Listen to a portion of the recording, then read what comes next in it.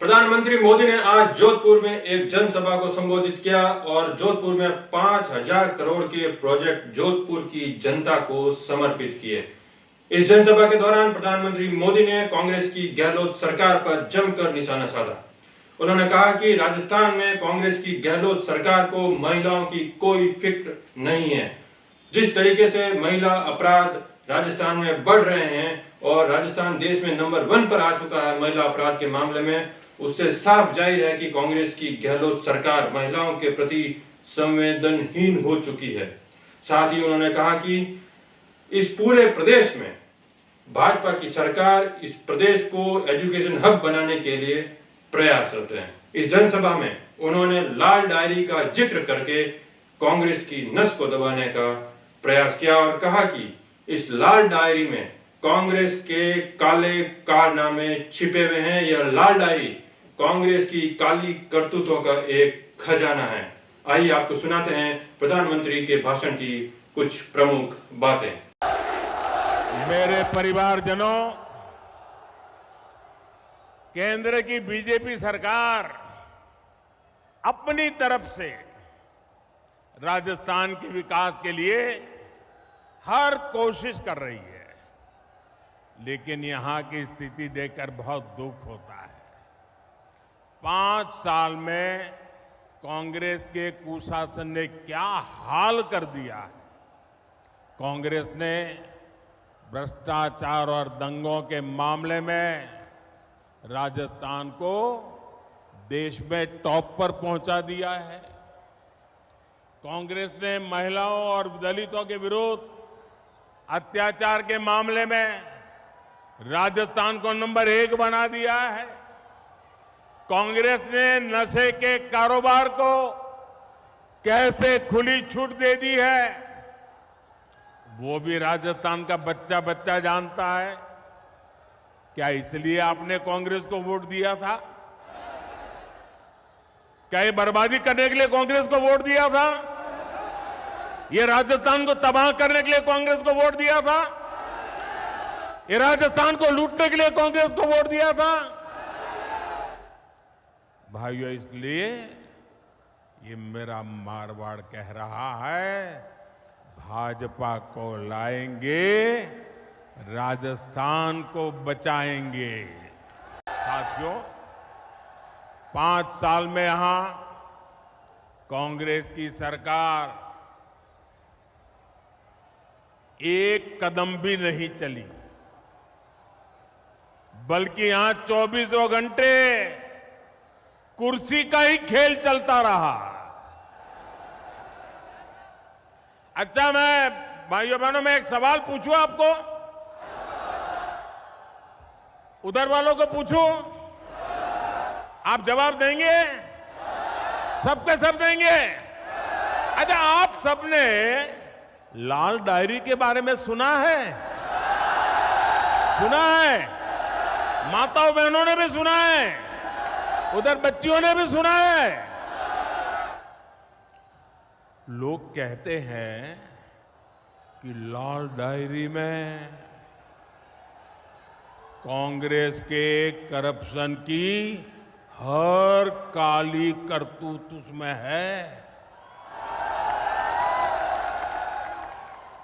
आप मुझे बताइए, इस लाल डायरी के काले राज, सुनिए, इस लाल डायरी के काले राज खुलने चाहिए कि नहीं खुलने चाहिए?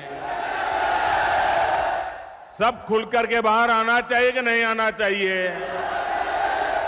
हिसाब चुकता होना चाहिए कि नहीं होना चाहिए? बेईमानों को सजा होनी चाहिए कि नहीं होनी चाहिए? अब मुझे बताइए, क्या कांग्रेस सरकार लाल डायरी के राज खुलने देगी क्या? सामने आने देगी क्या? अगर ये सच जानना है तो कौन चाहिए? ये कौन चाहिए? भाजपा सरकार लानी होगी। भाजपा सरकार बनाना जरूरी है। मैं आज आपके बीच आया हूं तो आपको एक और वायदा करूंगा। कांग्रेस के पेपर लीक माफिया ने यहां के लाखों युवाओं का भविष्य बर्बाद कर दिया है। राजस्थान का युवा इंसाफ मांग रहा है। चुनाव के समय बेरोजगारी भत्ते का वादा करने वाली कांग्रेस ने यहां के युवाओं को पेपर लीक माफिया के हवाले कर दिया। ऐसे हर पेपर लीक माफिया के खिलाफ बीजेपी सरकार सख्त से सख्त कार्रवाई करेगी। आप याद रखिएगा, बीजेपी आएगी, राजस्थान में रोजगार लाएगी। भाजपा आएगी, राजस्थान में पेपर माफिया को मिटाएगी। मेरे परिवारजनों, जब कानून व्यवस्था की ऐसी स्थिति हो, वहां निवेश नहीं होता, वहां व्यापार कारोबार चौपट हो जाता है। लेकिन कांग्रेस की सरकार को राजस्थान के हित से ज्यादा अपना वोट बैंक प्यारा है। मैं आपसे एक और बात जानना चाहता हूं।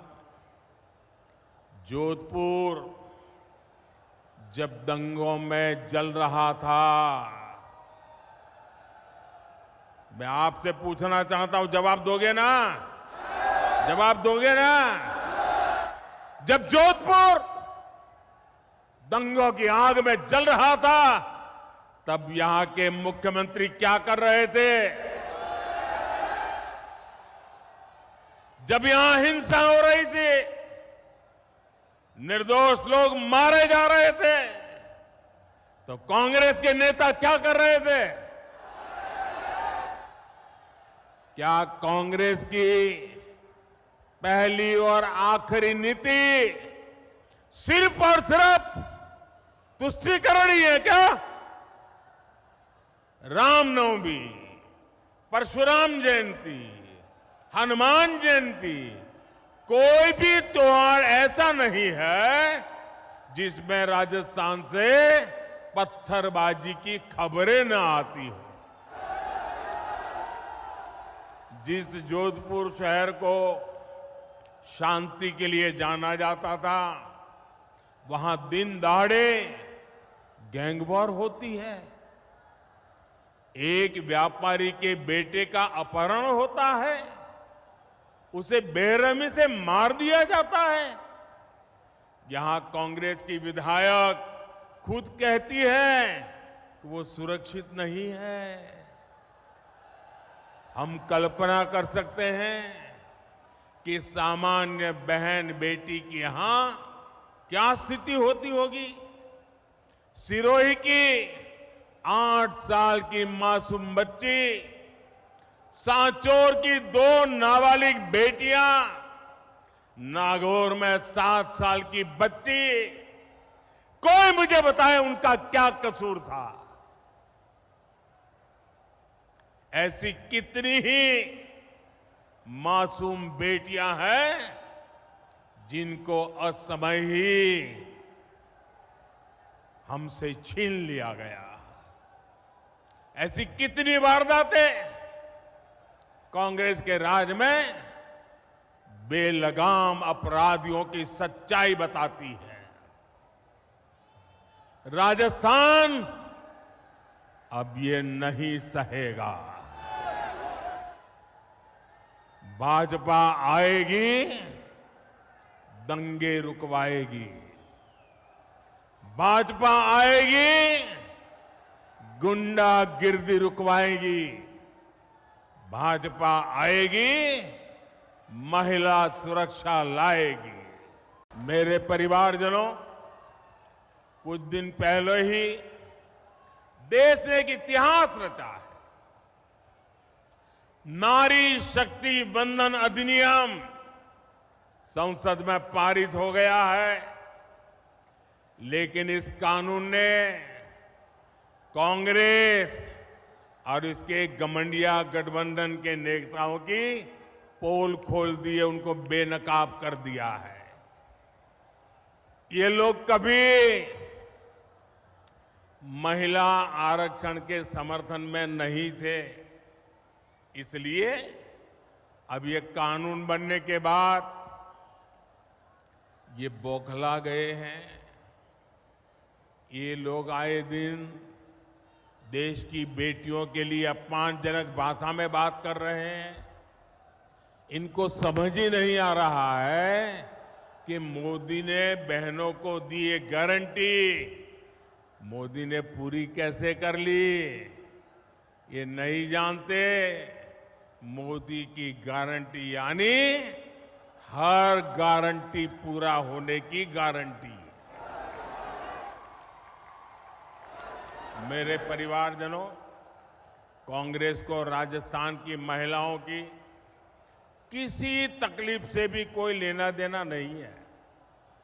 जब तक कांग्रेस की दिल्ली में सरकार रही, उसने कभी पानी की चिंता नहीं की। भाजपा की केंद्र सरकार ने 4 वर्ष पहले हर घर जल पहुंचाने का अभियान शुरू किया। 4 वर्ष में देश भर के 10 करोड़ नए परिवारों तक पाइप से पानी पहुंचाया गया है। लेकिन यहां की कांग्रेस सरकार उस तेजी से काम करने ही नहीं दे रही है। जिस तेजी से काम करना हम चाहते हैं, वो रुकावटें डालती रहती है।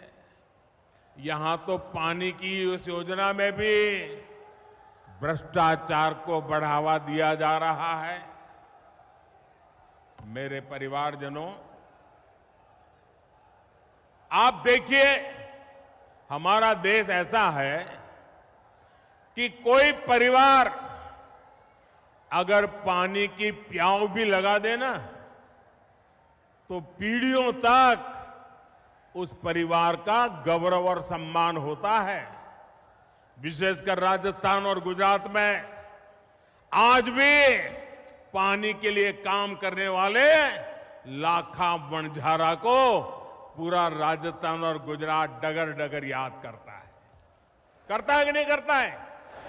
पानी का महत्व है कि नहीं है?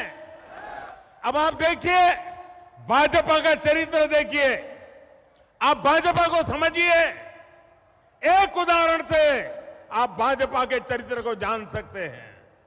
हिंदुस्तान में कई राज्य हैं जहां नदियों के पानी को लेकर के एक राज्य दूसरे राज्य से मार काटने वाली लड़ाई लड़ रहे हैं। एक बूंद पानी एक राज्य दूसरे राज्य को देने को तैयार नहीं है। लेकिन ये भाजपा का चरित्र देखिए। जब गुजरात में बीजेपी की सरकार थी, मुझे मुख्यमंत्री के नाते सेवा करने का मौका था। नर्मदा का पानी हमारे राजस्थान को जरूरत थी, 1 घंटा नहीं लगाया, हमने नर्मदा का पानी आज भी राजस्थान को देते हैं और उपकार नहीं करते। हमें गर्व होता है कि मेरे किसान भाई बहनों को हम पानी पहुंचा रहे हैं। ये हमारा चरित्र है।